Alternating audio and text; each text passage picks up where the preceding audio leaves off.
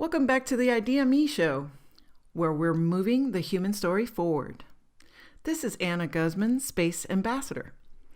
Many of us have seen and admired the beautiful pictures of Earth astronauts and cosmonauts share on their social media channels.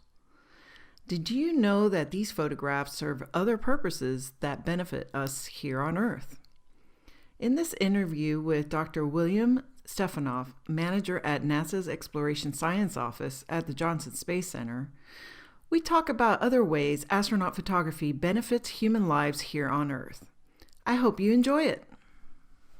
Hi, Will. Good morning. Thanks for joining the ideaXme show. Tell our listeners a little bit about you. Who are you? Well, my name is William Stefanov. I'm the ISS International Space Station Program Scientist for Earth Observations here at NASA Johnson Space Center in Houston. And I am also the manager of the Exploration Science Office here at Johnson Space Center, and that's in the Integration and Science Directorate at Johnson Space Center.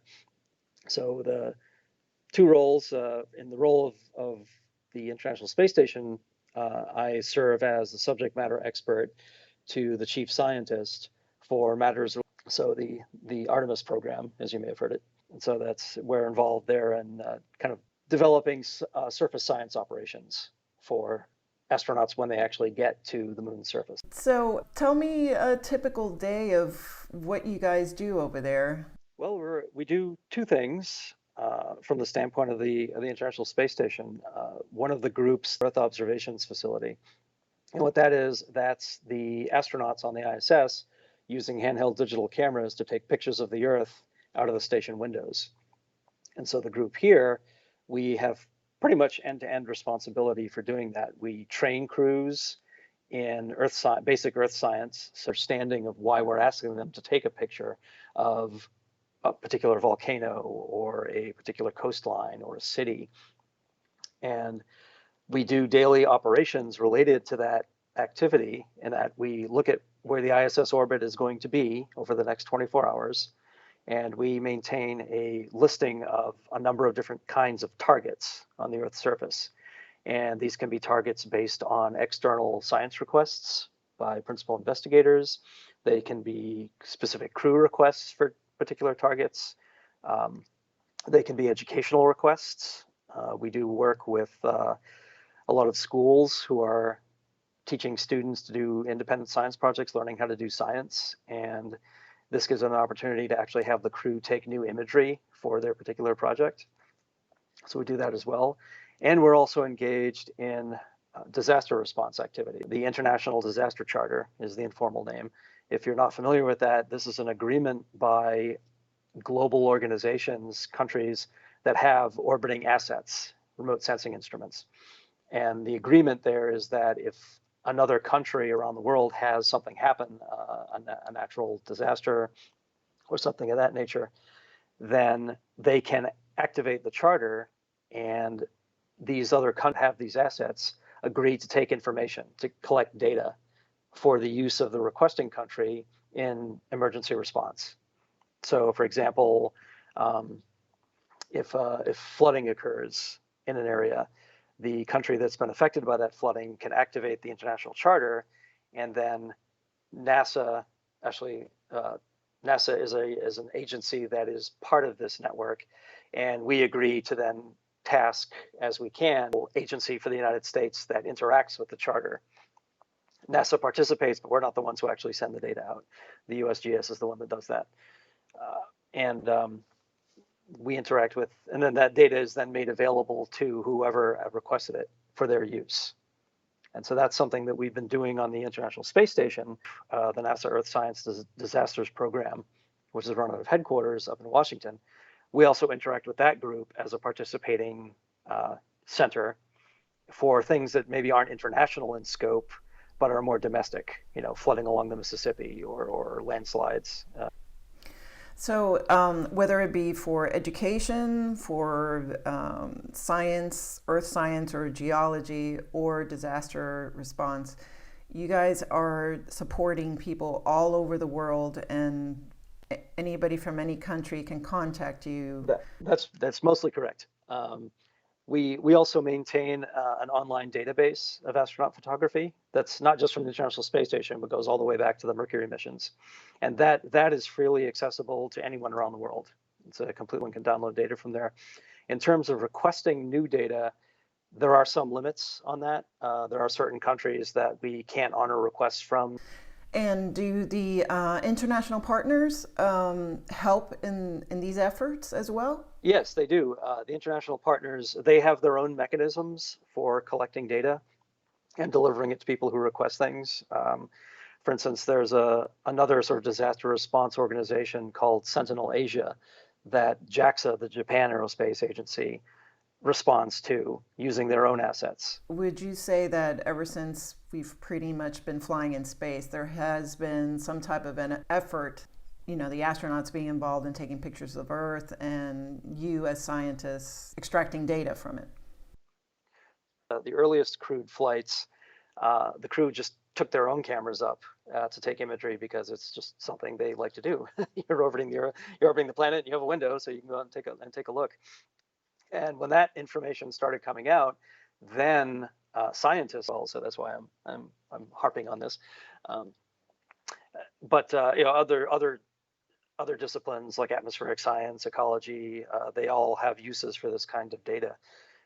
But you're right. Originally, it started off as sort of an informal activity, but then as missions went on, it became more formalized and had more scientific rigor applied to it through the space shuttle program and now through the International Space. Actively involve scientists in helping, to telling us what they need the information for to support their science, but also we're now making the data itself more useful for scientists, top of other data, and actually do sort of more quantitative investigations with it rather than just quantitative, have that backwards, more quantitative investigation rather than just qualitative, actually. So explain, why is it better in some cases for a human in space to be taking pictures versus satellites? That's an excellent question, and it's something that it comes up kind of frequently. It's like we have a number of robotic sensors in orbit. Why are we asking humans to do this?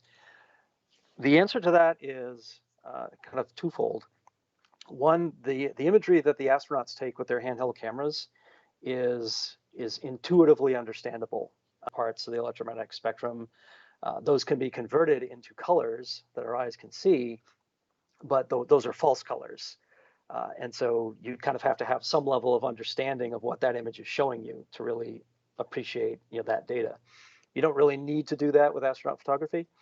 So from that perspective, it's useful both from an educational tool, but also for some things, bigger picture type processes. This brings us to the second advantage is that since it's a crew member holding a camera, the crew member can actually, but you can also take highly oblique sort of panoramic images. And for some things like wildfire type studies or volcanic eruptions, that kind of imagery is actually really useful because it shows you the entire eruption plume, can show you the entire smoke plume, give you an intuitive context for some of the more quantitative data that you might get from other sensor types. So those are two reasons why it's useful.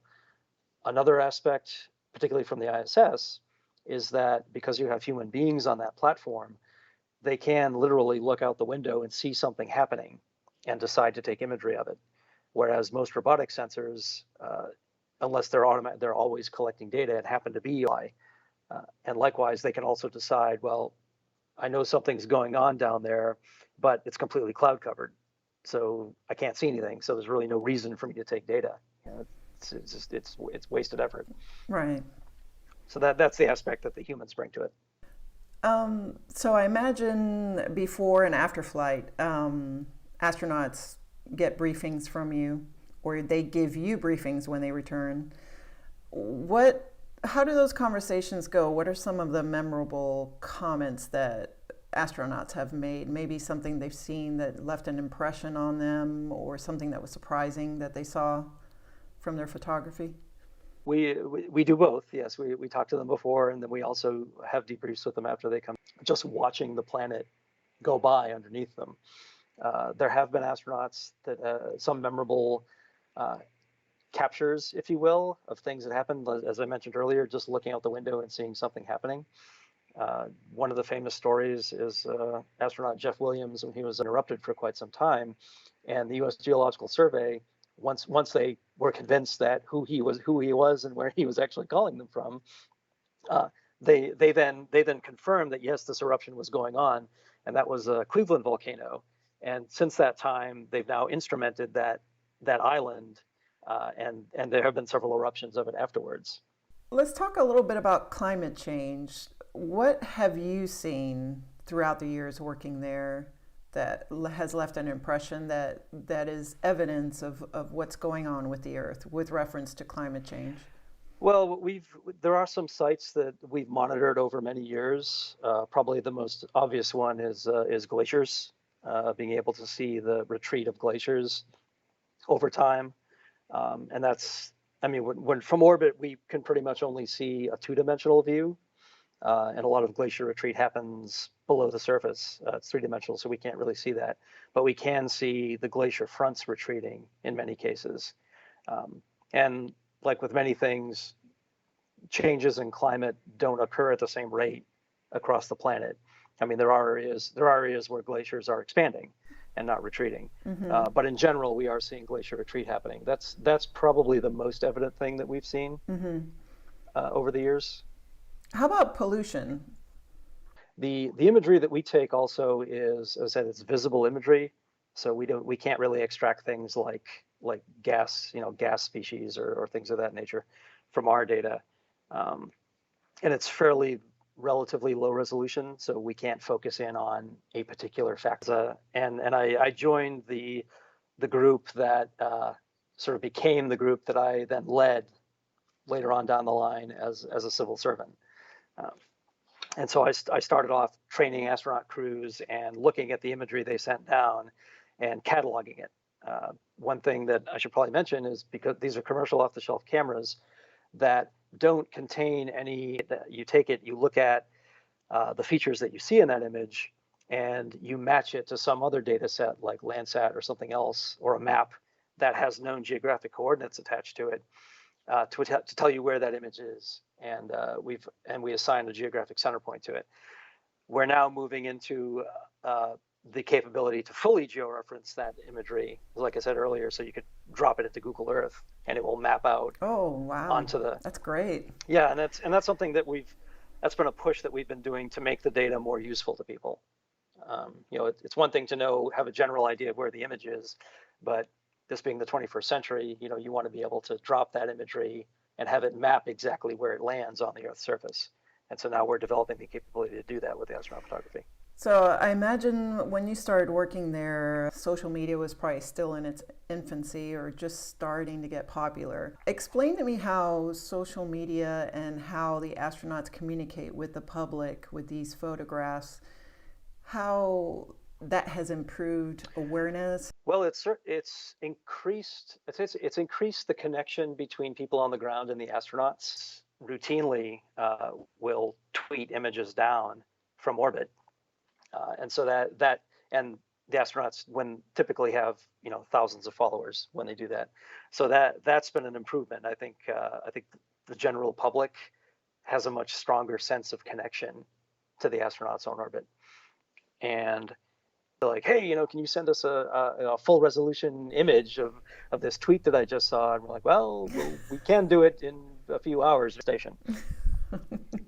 Yeah, people don't realize there's a process. There's got to be room in the bandwidth for it to come to Earth, and then there's a process on the ground with the archival folks, the imagery folks, to process and put it in the directory and all that, so you guys can access it, right? Exactly. Yeah, that's correct. It's not quite as instant as it appears. Yeah. So. How there's conversations now, eventually the ISS will have to be decommissioned, and there has been a contract awarded and some announcements with a commercial space station, modules attaching to it, to ISS, and then eventually separating, and we will have a commercial space station orbiting the Earth. Are there any conversations or plans for what you do to continue on that commercial space station? There have been discussions about it. I can't say that nothing set down. Um, it is really going to depend on how that commercial plan plays out, how commercial the station actually becomes. Mm-hmm. So, as you mentioned, you are a geologist. Your career, I noticed that's your bachelor's, your master's, and PhD were all in geology. Were you planning along this way to be working in aerospace or for NASA? No, my career path here has been a bit twisty. Uh, no, I started off as a hard rock geologist, as a geochemist, and then as time went on, I did my bachelor's degree, and then I got a job at an environmental firm, looking primarily at asbestos minerals, and particularly in building materials. Uh, from that, then I went to grad school at Arizona State University for my master's.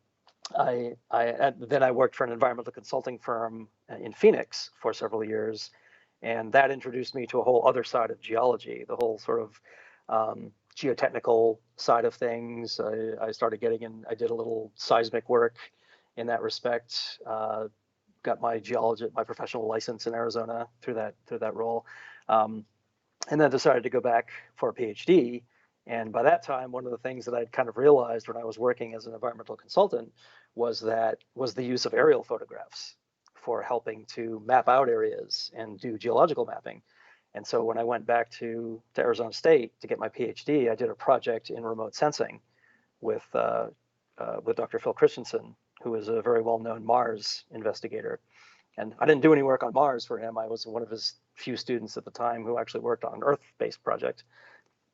But that was looking at a mountain range outside of Scottsdale, Arizona, for soil development using thermal infrared remote sensing. And so my career path at this point, it's been a trend away from hard rock geology to what we would call sort of softer and softer geology.